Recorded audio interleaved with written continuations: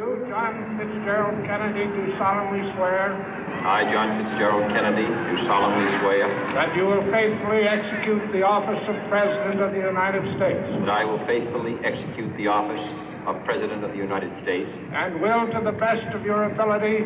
And will, to the best of my ability. Preserve, protect, and defend the Constitution of the United States. Preserve, protect, and defend the Constitution of the United States. So help you God. So help me God.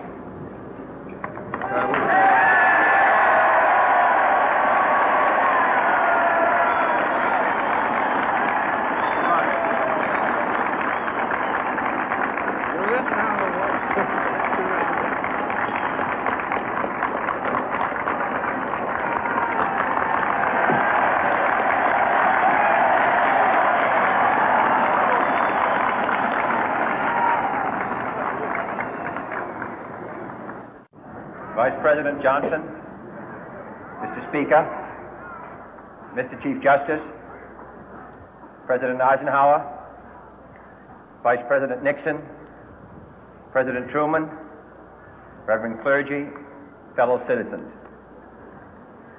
We observe today not a victory of party, but a celebration of freedom, symbolizing an end as well as a beginning, signifying renewal as well as change.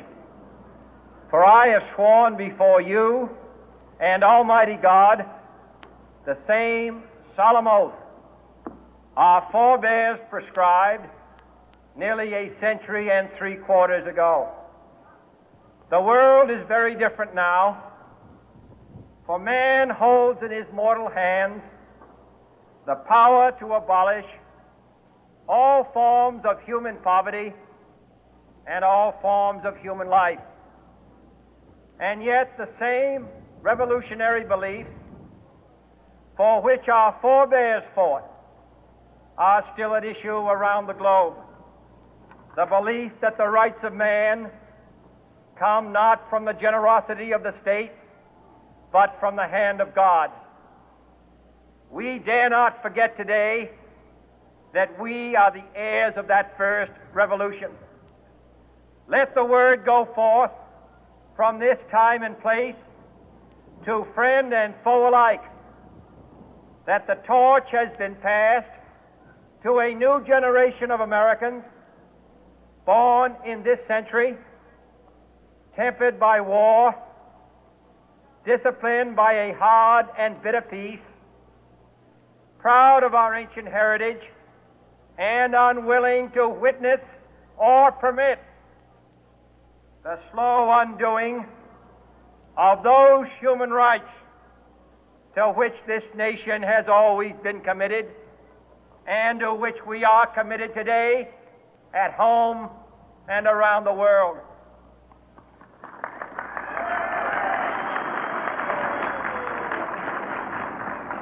Let every nation know, whether it wishes us well or ill, that we shall pay any price, bear any burden, meet any hardship, support any friend, oppose any foe to assure the survival and the success of liberty.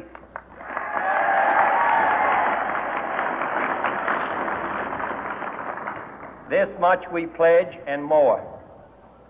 To those old allies whose cultural and spiritual origins we share, we pledge the loyalty of faithful friends. United, there is little we cannot do in a host of cooperative ventures. Divided, there is little we can do, for we dare not meet a powerful challenge at odds and split asunder. To those new states whom we welcome to the ranks of the free, we pledge our word that one form of colonial control shall not have passed away merely to be replaced by a far more iron tyranny. We shall not always expect to find them supporting our view, but we shall always hope to find them strongly supporting their own freedom, and to remember that in the past, those who foolishly sought power by riding the back of the tiger ended up inside.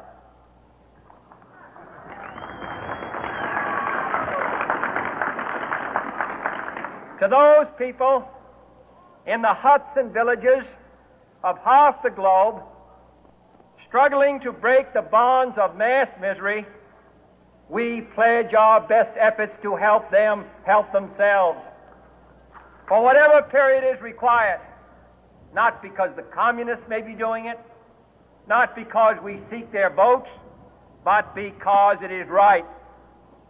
If a free society cannot